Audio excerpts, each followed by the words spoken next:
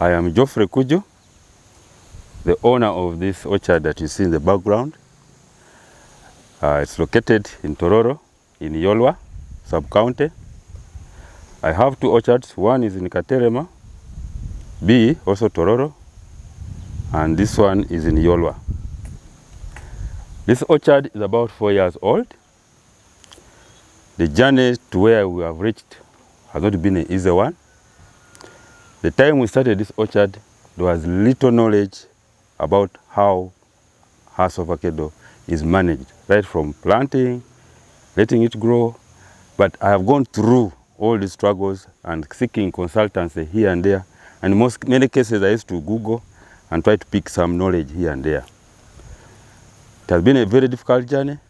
It's until last year when I had a one-to-one interaction with Avocare, and they have done a very good job in my orchard, and they continue coming in to provide the necessary consultancy regarding this fruit. It's doing well, as you can all see.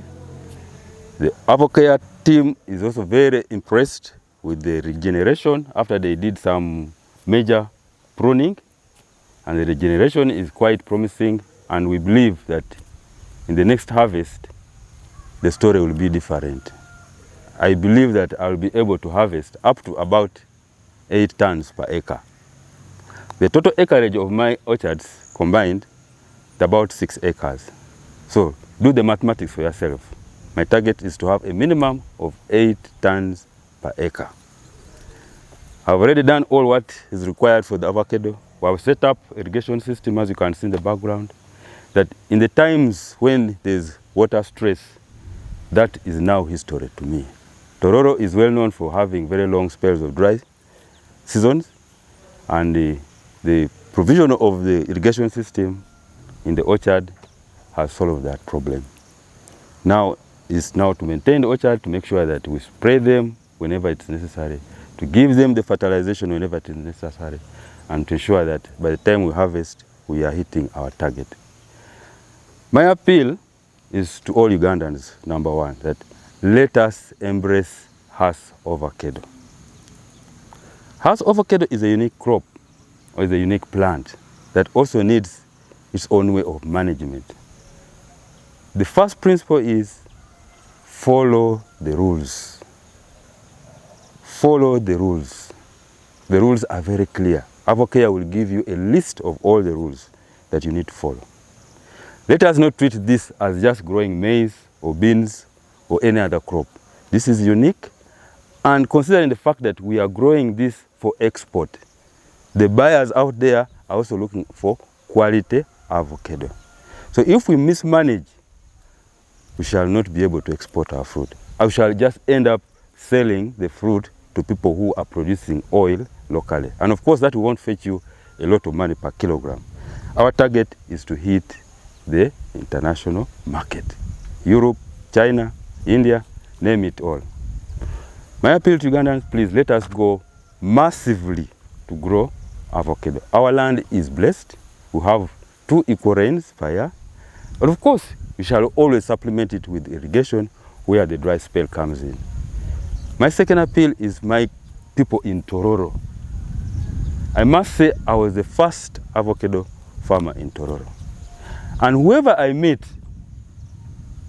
in Tororo and has some sizable land, one thing I always tell them, please grow Hass Avocado. Many of them have gone into planting eucalyptus trees. I tell them that's even, first of all, destroying the soil.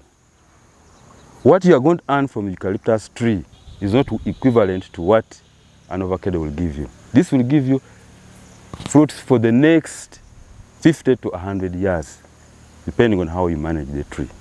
I appeal to the people of Tororo once again, let us go massively into growing Hass Avocado. Tororo would not have any cash crop. Tororo used to have cotton as one of its cash crops. But today, you hardly see any garden of cotton. What is now left is rice. Already the government is against growing rice in the swamps. It's destroying the water bodies within the Tororo district. So soon, all the people who are using these swamps and around the rivers growing rice will be sent off. What will they have? So the best is, let us grow Hass Avocado. It is a simple thing, in as long as you follow the rules that are clear. These are scientific rules that you have to follow. Simple and clear.